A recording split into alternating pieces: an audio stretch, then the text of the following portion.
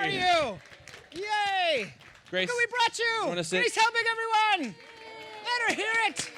She's going to sit here. Visiting us. Hey, I'm here to fix your car and answer your questions. I was hoping to do a big epic intro where I set off some of your stats and then you came running in like, woo! Yeah, nah. But then you were like, I don't want to do that shit. No, yeah, that feels very self-serving. It feels like I'm here You're supposed to be a now. YouTuber. You're supposed to be like, look at me. Well, that's true, yeah. Well, in case you guys don't know, Grace Helbig has almost 2 million subscribers on her YouTube channel, the Grace Helbig channel, Yes. which is new. Yes, it is. You did that in like a week or something, right? It's new as of January 2014. Okay. Which is very exciting. Camp Dakota Yes. is one of the first like big movies that YouTubers just did, and I think it was the first one, right?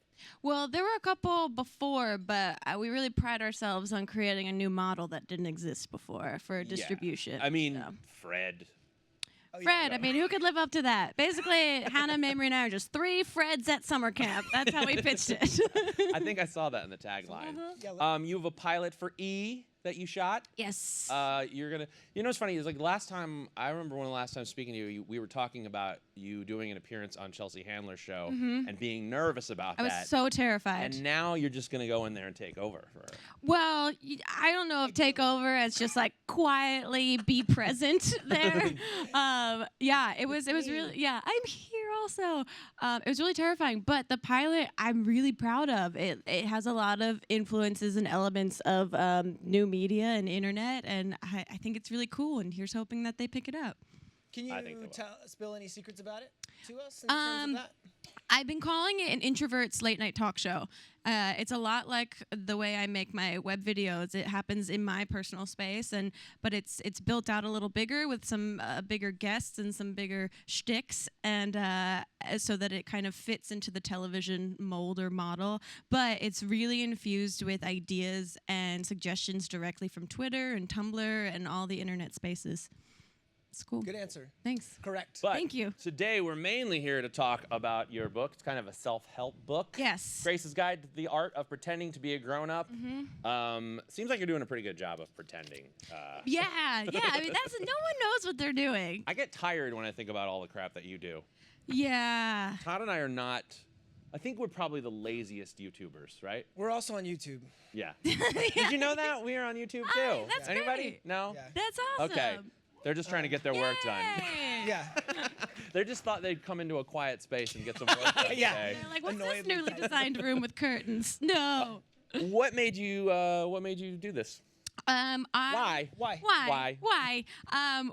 After I graduated college, got really kind of obsessed with self-help because all of these self-help books that were out there seemed like, variations of each other. They all seemed really similar. They all seemed to give kind of the same advice. The same section at the bookstore. They're in the same section. It was just like, what is this, Nazi Germany? I hate this. All the self-help books go kitchens a van. I just had to get that out within the first 10 minutes. Now I'm good. I wanted to make something that was a little bit more, I guess, realistic, not so like holding people to such high expectations on life because no one knows what they're doing. But I've learned some stuff for myself, and I really wish that when I was a teenager or early 20s, that I had someone kind of telling me more informational things about what happened to them, so I could avoid that. Yeah, it's a really fun book because it's the first thing that sort of I don't know, plugs the gap between a real self-help book that would be in these sections. Well, and but then you have a thing- actual nuggets in there of real things where they kind of sneak up on you where you're like, oh, this is silly. Oh, well, that is actually really good advice. Deodorant. Who knew? Deodorants. There's it's a just- lot about Basic health deodorant. habits. Yeah, it got to a point where my editor, Lauren, who's here, she was like, you've mentioned diarrhea 11 times. You really need to scale this back. And I was I see like, there's actually a note from you to her in the thank you at the end Yeah. where you've used it only 4 times. Good job, Lauren. Yeah, thank you, Lauren. That's what an editor can do for you. But that is interesting to bring that up because it's like about the advice. Really, I think a lot of YouTubers and you in particular are almost kind of like an older sister to a lot of your fan Yeah. base. It tends to be a young fan base. So I think this is sort of a natural kind of thing. And I didn't expect to have such a young fan base. I tell everyone that the way I started making videos was that I was dating a guy that I thought was the funniest guy in the world, and every time I created a video, I just thought, would this one guy laugh at it? And that 30-year-old comedy writer incited an audience of 16-year-old girls. So I don't know how that happened. So it's really he's the brains. Yeah, he's the brains behind this, and What I'm happened just to the him? meat puppet. He's Succeeding in the entertainment world, yeah. Oh, And okay. yeah, it is. Good for him. Yeah. Sounds very successful. Yeah, he's really great. Now, who is your demo for this? Did you sit down and write and go like, I'm gonna make something for? No, I mean, the thing is, I didn't think like I want a 16-year-old girl to read this and think like, oh, now I know how to do things. I just kind of wanted to share my point of view and what I've learned, and also to kind of start a conversation, because I don't know how to do everything clearly. And so I get, through doing YouTube videos, you get so much feedback from people constantly, and the internet loves to tell you everything you're doing wrong. Yeah. So I kind of now created a more tangible way for them to tell me what I'm doing wrong with my life. Great. Yeah, this is the thesis on what you're doing wrong with your life right here. Yeah. You should have left a little section a comment empty. section? Yeah, a comment with section. just like a self-addressed stamped envelope that they could mail me all their comments. Or just leave it in the book. That's 'Cause true. Sometimes I wish people would just type their comment, like a mean comment, into the keyboard and then just go away and be happy with that. And not actually send it anywhere. And then it disappears, yeah. Yeah. Well, one of the things that is, I mean, amongst all of the fun and goofiness, and I think the one part that you really do strive is you really do have to be a hard worker. It's not like, it looks like you're having a ton of fun all the time. But one particular part of the book that I really enjoyed was where you had a nervous breakdown from working at Applebee's and Dave & Buster's at the same time. Yeah, and you were in a Target parking lot. That's like such a suburban nightmare. Yeah, I mean, those are all my sponsors for the book. So I just wanted to put them all in one story. And then I threw up at Pizza Hut. Yeah, and then I used my ibuprofen. I channeled all of my energy as a young adult into working.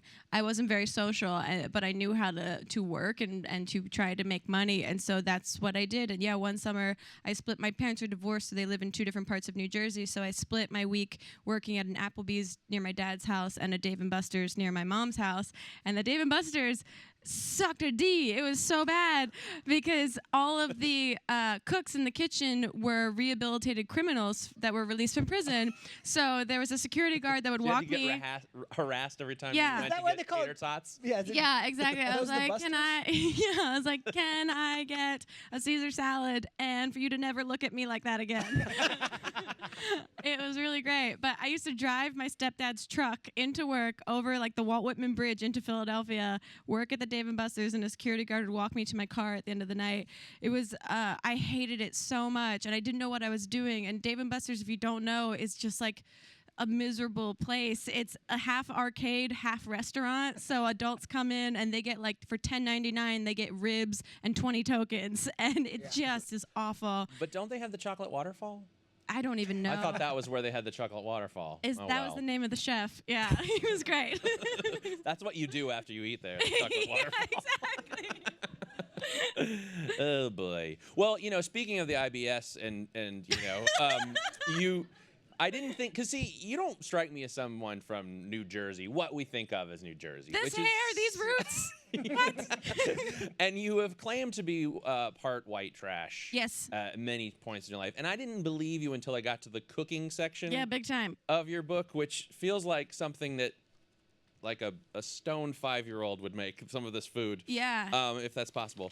Can we talk a little bit about some of your recipes? Sure. Here? Muchachos? You wanna... Yeah.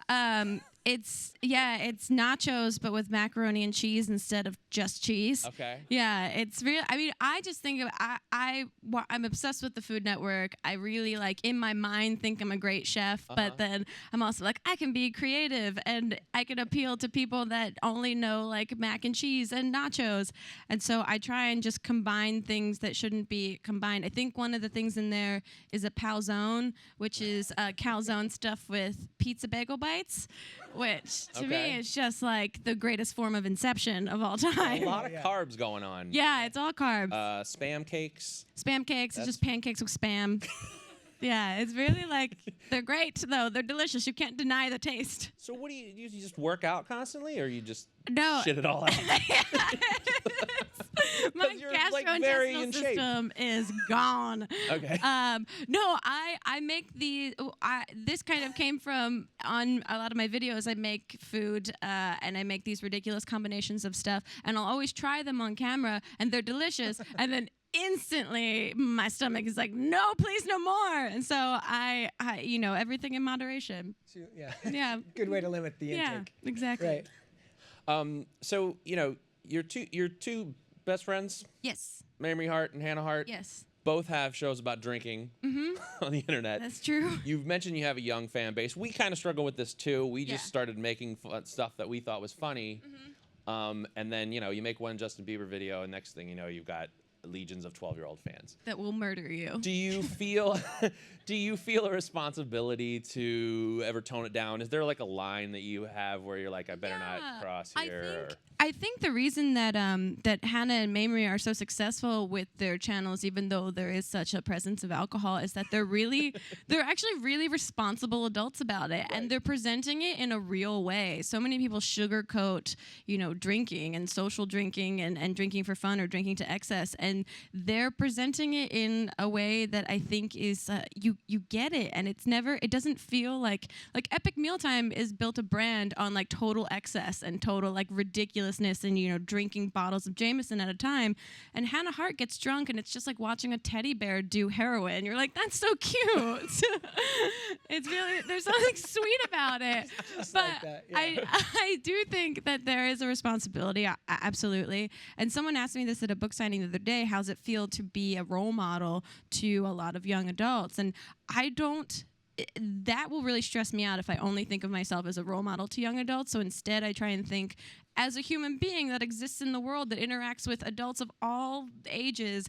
I just want to be considered a nice, respectful person and hope that other people also strive for that in their lives, whether they learn it from me or from who else. Yeah, because the stuff in the book is, you're definitely not super, you haven't toned it down too much to be like, you have to be, And I think, under 13. None of it is specifically. There's some funny adult things, there's, funny it's things. Just presenting from my own point of view, and I think that Hannah and Mamrie and I became really good friends because we all have the same kind of, at least, quality of comedy of wanting to be nice. Nothing's ever really mean-spirited or super cutting or degrading in any way, and I think that's kind of an unspoken rule we all have amongst each other.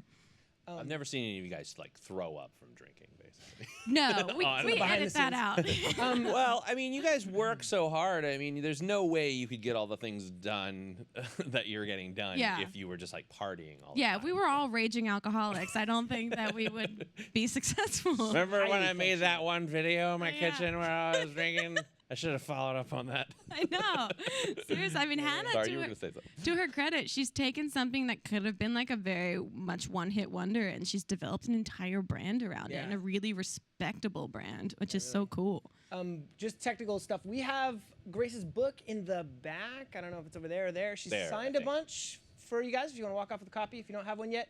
And also, at some point, we're going to open it up to questions from the audience with those two mics right there. And if you have a question, just pop up there and we'll recognize you and you can ask your question in the microphone. And I always feel like it's like a daytime, like a Jerry Springer when there's mics in the audience. Yeah, we're going to bring out your daddy's mama. You better get yourself a job. Yeah. This is the one to the girl in the coveralls. You had told him. This is an interesting outfit you're wearing today, coveralls. Yeah. Take us through it. Take us through your mindset this morning. It works. I just want to be a poster child for the idea that sometimes you make choices in life, and when you reflect on them later, you realize they weren't the best. Right. But at least you made those choices. You got to start by making a choice and then later reflect on it and realize, like, oh, comfort-wise, great. Using a public restroom-wise, awful. Yeah, that's why you have to have the handheld, the mic, because when he was trying to he couldn't lob mic you, me it was up. like, I was like, I'm not taking this off. It got awkward quick. Yeah. Hold on. No, this is my defense against any mic man touching me. It's just coveralls. Sorry, dude. He's a nice guy. There's a little point. I'm going to get a little deep here. There's a point in the book where you talk about some anxiety attacks you were having. Yes. Past, not just having to do with fast food restaurants, but Yeah. just from living in New York and being on the subway. Are you doing all right back here in New York? Yeah, I'm repressing right now.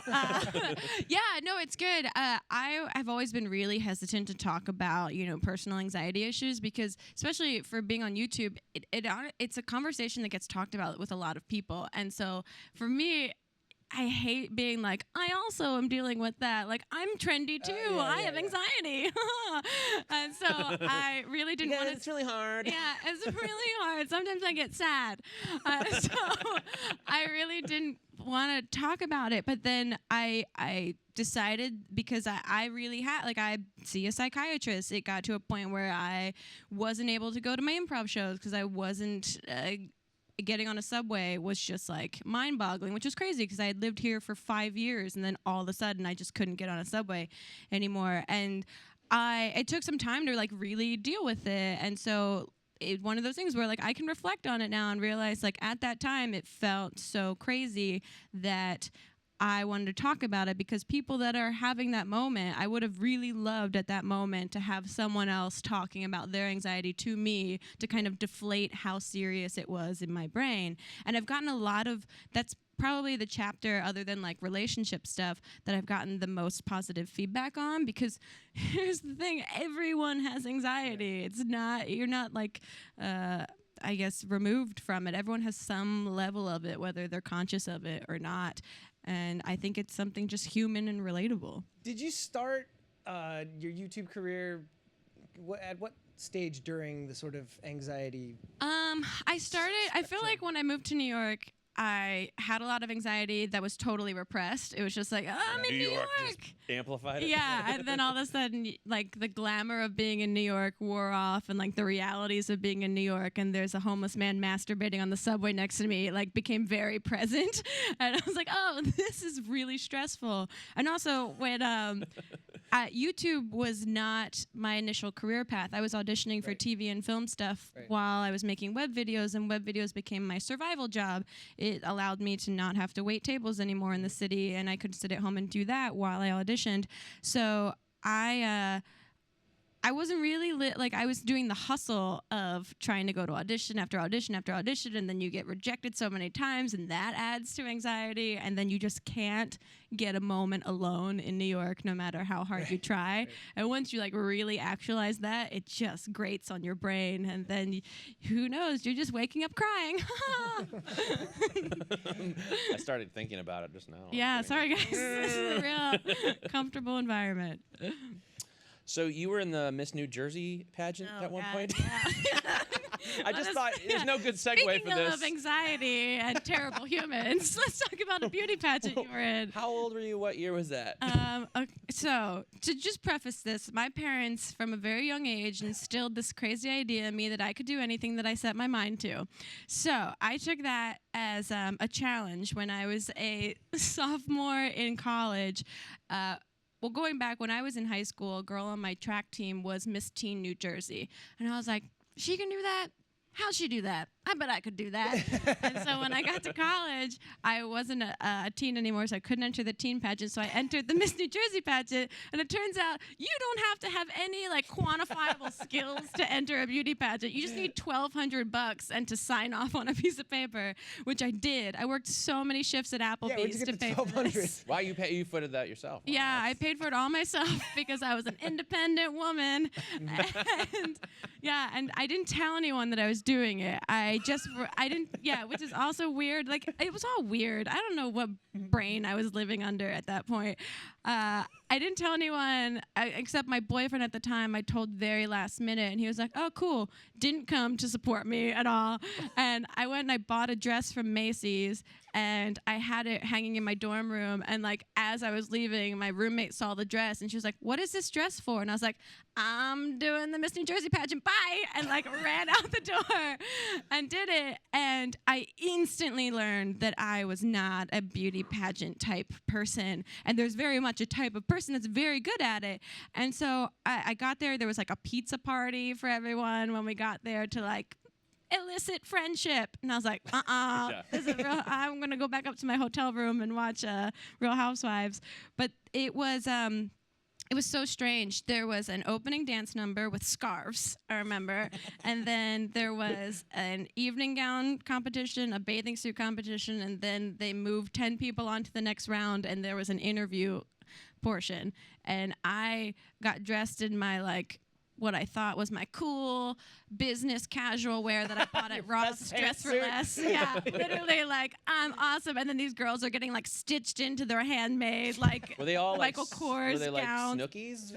No, they weren't. This Polish girl one who was amazing. And like you look at the photos from it, you're like, oh, very clearly that girl has been in beauty pageants her whole life. Like she's standing just with her shoulders back. I'm just standing with like a sales rack Macy's dress on and a fake spray tan, and I wore a poof in my hair before Snooki was a thing in Jersey. I don't know what I was Did you have thinking. a bump it? No bump it. Oh, all right. Yeah, independent woman. Yeah, You it was. didn't need to bump it. It bumped itself. Yeah, it bumped itself.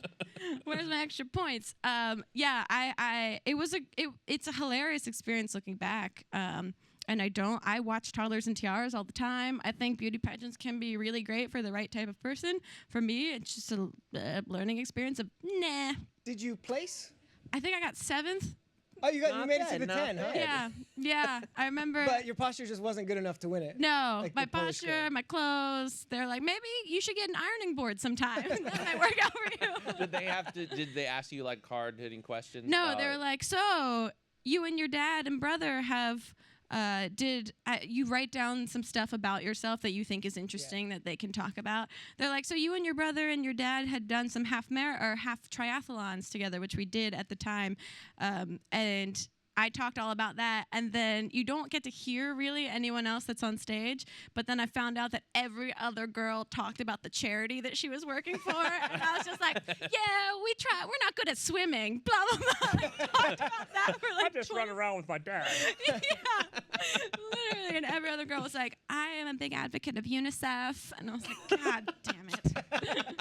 You clearly kill didn't ya. take the class that everyone else No, had taken. I missed. I thought the New Jersey one would be more like, so you're in deep to a loan shark for 200 big ones. He's threatening to break your knees. What do you do? I I just drop my wish. uncle's name and he gets the freak out of Dodge.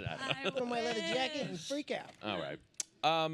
So you a lot of time. Well, in the book you actually said you're not the most social person in the world. No. But you're a YouTuber. How does that? Yeah. Explain Does that yourself. Doesn't Does that seem to not go. explain it? I don't know. Well, I think, no, I do think that you...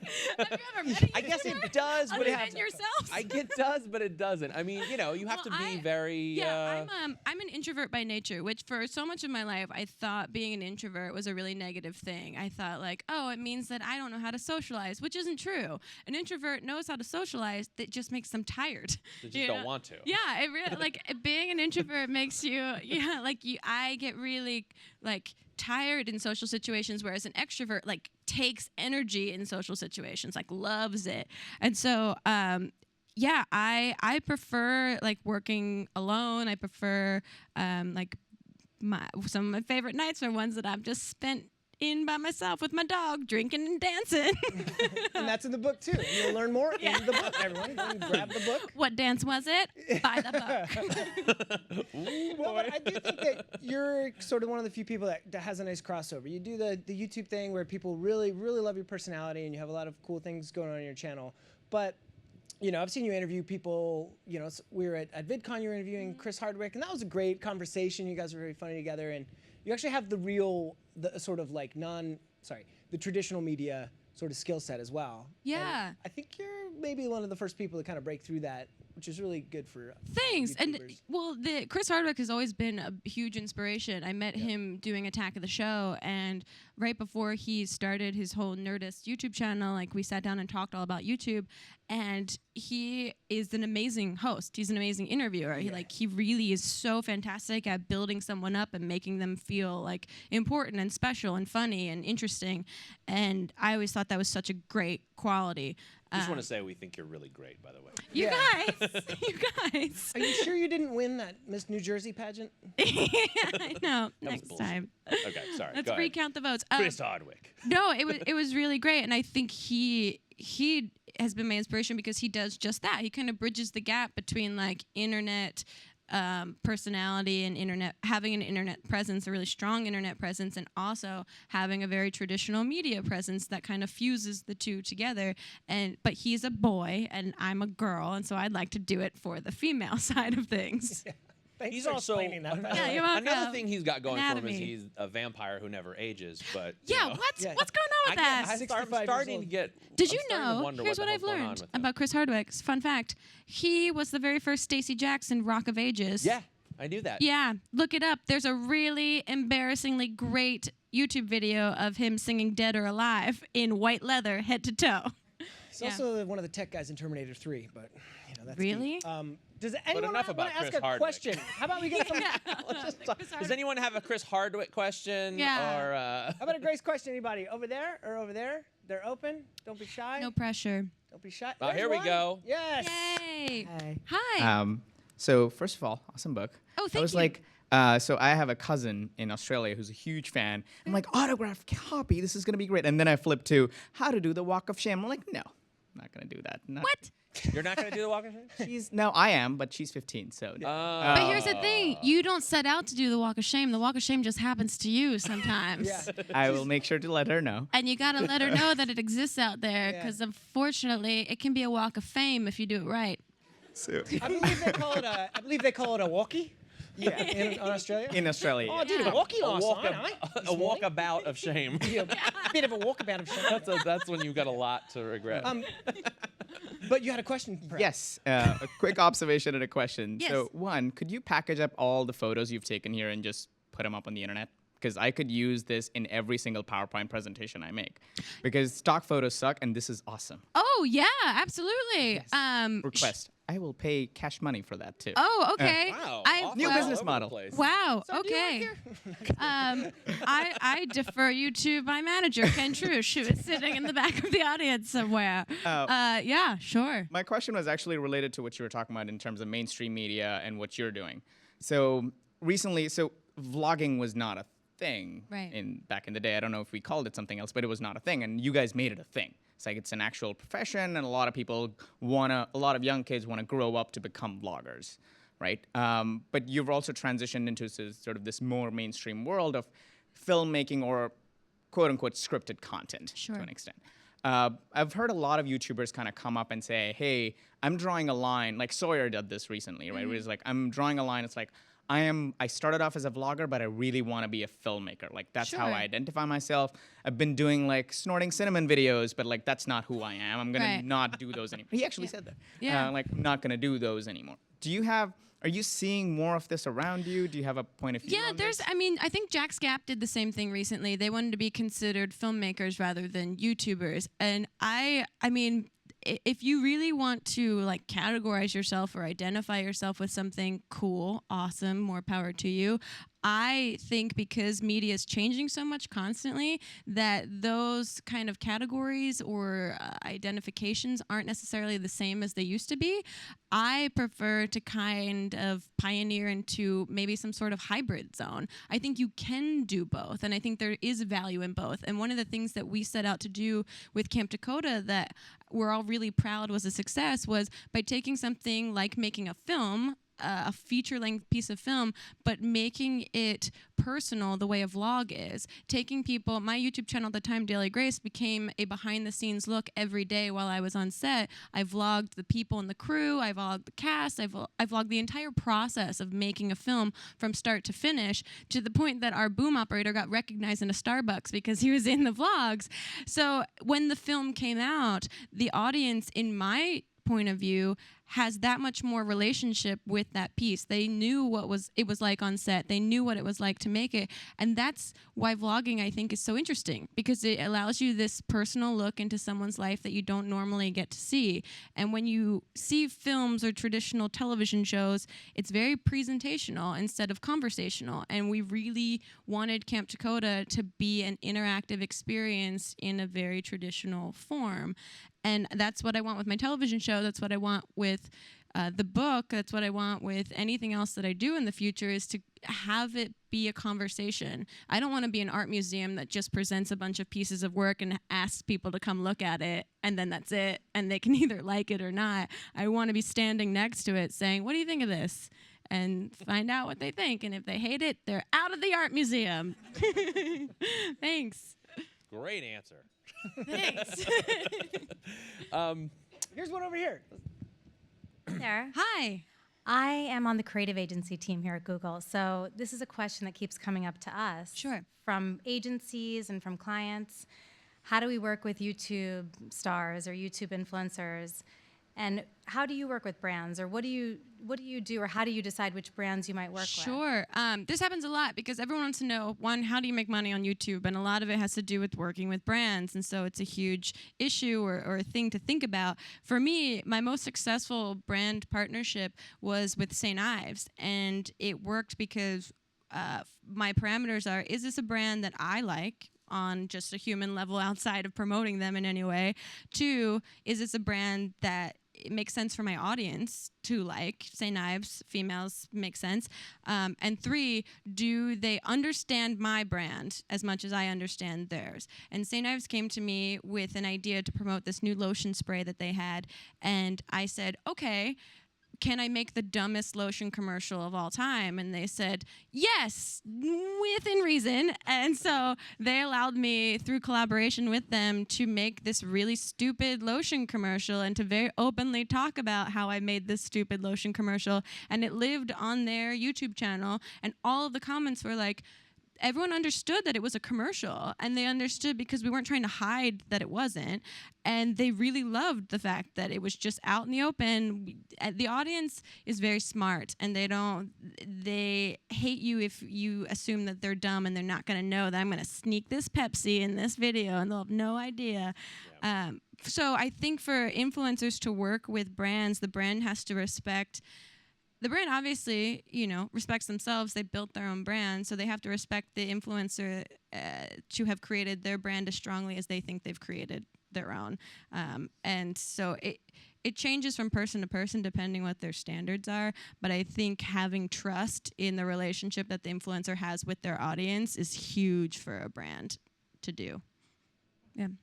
Sure. Yeah, because YouTube for this generation is it's like punk rock in a way. It's not as not as dirty, but it is definitely revolutionary. And they don't want you slipping something into their food, and they know. Yeah. But if you say, they also get that people need to make a living, and if you admit, hey, we're doing this, you got to enjoy this video because of Kit Kats.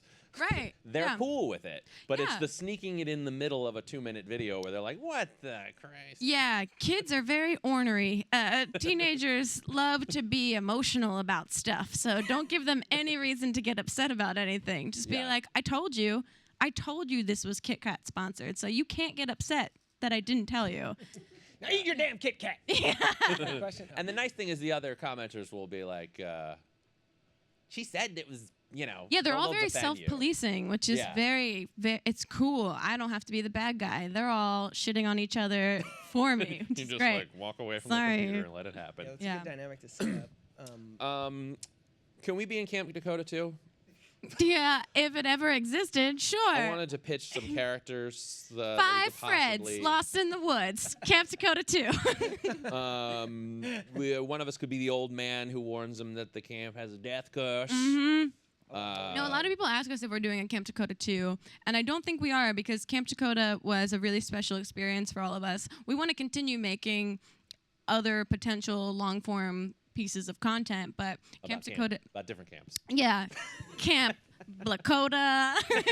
But that's the thing, you establish something on YouTube, and once it gets popular, you oftentimes, Do more of that. Yeah, everyone Yeah. has to kind of stick to that formula. Right. Like, you referenced Epic Mealtime. They're definitely doing the same thing. Yeah. And they've done a great job at it, but, how do you, It's do you well, guys feel about that? I think you can't apologize for trying something different. I think, and I tell people a lot when they're trying to make their own YouTube channels that your YouTube channel is like hosting a party, and so you create all the party rules for your party. And as long as your guests know, like, this is a costume party, everyone dress up like blah blah blah, and they come and they dress up and they have a great time. But if they don't know what the rules are and they show up to your party and they're expecting something that you didn't tell them, then that's the problem. So if you want to veer off, like Sawyer wants to do more films, he told his audience this is how it's going to be, letting them all know. And I think just being upfront and not apologizing for trying things is important. That's kind of that's something that I've had this writing workshop I've been doing for, writing comedy for YouTube. One of your little tips is actually in there about where you say that you're just thinking of the one guy. Oh, yeah. It's hilarious, and making it for him basically. But I always say that you have to. It's a lot easier for you to jump to other things if you let the audience in and let them know who you are, because you do that very well. I think people will kind of follow you and Hannah wherever you want to go, and it's not about get drunk more. They just love Hannah. Yeah, Hannah has become a personality outside of just this person that gets drunk. She is a brain with thoughts and feelings, and exactly. Who knew? She's a human. Who can talk to the president of the United States without blinking or stuttering or mumbling. I was blown away by her, and that's not just a way for me to she fit was in so there against hopped the up on that. Yeah. We have a question over here. Go ahead. Yeah. I was wondering how much planning you do for your videos, because it seems very much like you're just having fun, or if you're doing it with Hannah and Mamrie, but clearly you do a lot of work and you have a lot of improv skills and things like that. How much of that is pre-planned and how much is just everything's crazy? Well, for years my videos were I would either an idea would hit me in very vague general terms, and then I would turn my camera on and just improvise for 15 minutes, and then when I edited it, that's where I would sort of put whatever the story was together, and that was my routine of doing that, and it worked really well. And I'm finding now that sometimes that works for me, and then sometimes having a little bit more of a pre-plan and a little bit more thought and writing some things down and organizing my thoughts is more helpful. My brain is a lot busier in a lot of different mediums now, so I don't have all of the capacity just to focus on videos like I used to, which is a bummer sometimes. So sitting down and writing things out more has been more helpful for me now. That said, it's still literally the day before. I have to edit my video tonight to put up tomorrow, and I shot it last night and wrote it last night. So it's all still of the moment kind of things happening. Do you ever think about, obviously you're big enough to hire an editor, and you live in Los Angeles, where they're sidewalks. Yes. Right? Yeah. I've dabbled with hiring an editor, and it is still on my to-do list. I think a lot of YouTubers, and I'm sure you guys can relate to this, are control freaks. It's your content coming from your brain. But we just hover over their shoulder. Yeah. But it is you really have to match styles and sensibilities. And for me, I think the editing became a huge part of what my voice is online. It wasn't just, this 10-minute unedited thing of me talking. It was that's where you write the thing. Yeah, the nuances. Yeah, it came and so for me it's terrifying, because a lot of times I'll just shoot 15 minutes of complete and utter nonsense that doesn't make sense, and for me to be hey stranger, here, take this 15 minutes of terrible and make it into something cool for me. It's funny, 15 more minutes of my face. I've heard a lot of YouTubers struggle with that. They get even Shay Carl had an editor for 5 minutes, and it was just you know what? Even though I'm a millionaire now, I still need to get those moments. I don't trust anybody else with it. Yeah, I've started this new podcast that's half audio and half video, and there is an editor that edits the video portions of those, because that's a bigger 3-camera shoot. It's it's a bigger project unto itself, but still the smaller videos, I do something called Fry Diary, which is my version of day in the life vlogging. It's kind of a weekend recap, and I edit those because that's really fun for me to edit, and I enjoy doing that. Eventually, if I get myself into a really rhythm or schedule, an editor could be a good thing.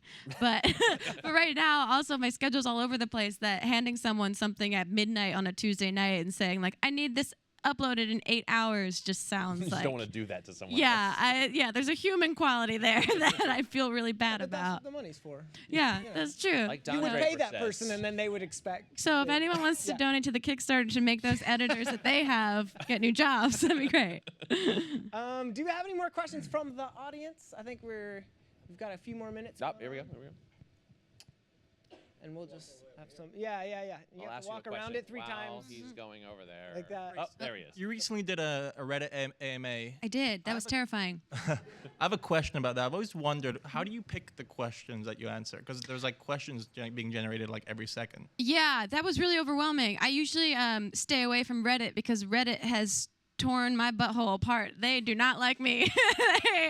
Redditors have a different quality of comedy than I do, and they also only like me if I'm naked, apparently. So, learned a lot. I tried to answer questions that I might not have answered other places. That because a lot of the people that were asking questions seem to have come like from me tweeting about this, so they might have seen a lot of these answers before. So I tried to pick some things that I haven't really talked about, and then it was mostly just kind of fast and furious, like stream of consciousness, the way I wrote my book, very stream of consciousness, like just answering things that I saw that I had an immediate answer for. Because there was a lot of questions coming in. I wanted to try and answer as many as I could in that period of time without, spending too much time on one thing. And also, because the book is a more personal piece of content for me, trying to answer the more personal questions directly connected to it. Thanks. Yeah, thank you for the Random. question. You chose them random. So completely random. This gentleman. Hey, Grace, thanks Hi. for coming. Sure, thanks for having me. You've done a great job of packaging like different types of shows throughout the week. Can you talk about the importance of doing that, like labeling a type of video, like a Friday or Saturday thing, and Sure. like what is the importance of having that? For a long time, Daily Grace was started through a website called mydemchannel.com, and the videos from 2008 to 2010 lived only on mydemchannel.com. And in 2010, we brought Daily Grace over to YouTube, and I sat down with a development guy at MyDemChannel, and for the first 2 years, it was literally every day waking up being like, what is funny that I can make a video about for 2 minutes, having no structure at all. And so we sat down before it launched on YouTube to create a structure, to create categories for each of the days of the week, so that I at least, instead of pulling from anything, could pull within these parameters. And I realized that was really helpful in the growth of the channel, because people knew the same way you watch television, because when 30 Rock was on, it was going to be on Thursday nights at 10 o'clock. You knew exactly when it was going to happen. People know if they want to see me commenting on comments, that'll happen Tuesdays, and so they know what day they want to tune in. It was, I think, for the audience, a really easy way for them to consume the content, because they just knew. They could see exactly what they were getting themselves into and exactly what they wanted to watch or what they wanted to avoid. And I think it's really helpful for anyone that's starting a channel, also for your own brain, so that you have structure while you're creating it, and then they have structure for consuming it. Gotcha. Thanks. Sure. Oh, yeah. We got one more over here. Speaking of Daily Grace, so Yes. what went into your thoughts, switching from being partnered with a larger company to starting out on your own, and what are the key differences in your job that you've experienced by making that transition?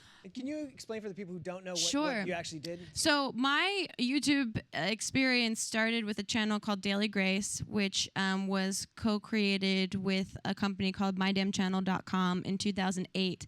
And like I said, I made videos for them 5 days a week on just their website. And in 2010, we moved Daily Grace over to its own YouTube channel.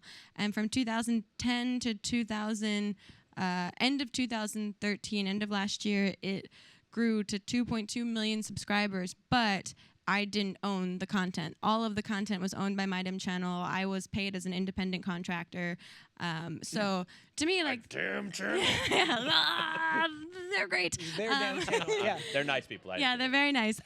So I had no idea that YouTube could be a job and that owning your own content was even a thing. It wasn't until I met people like Hannah that I started talking to them about their newfound YouTube careers and what that entailed, and that entailed owning your content, which was just such and maybe a car. And maybe a car, maybe a brand deal, who knew? And so I felt so like, oh shit, I'm in a bad place right now. And I felt kind of like anytime I went to like a YouTube convention or was around YouTube people, that I didn't feel like an authentic member of the community. Like numbers to me didn't really mean anything. I mean, they were, I guess, validating on some level, but I wasn't getting paid more or wasn't, seeing any like financial differences the way a lot of people were.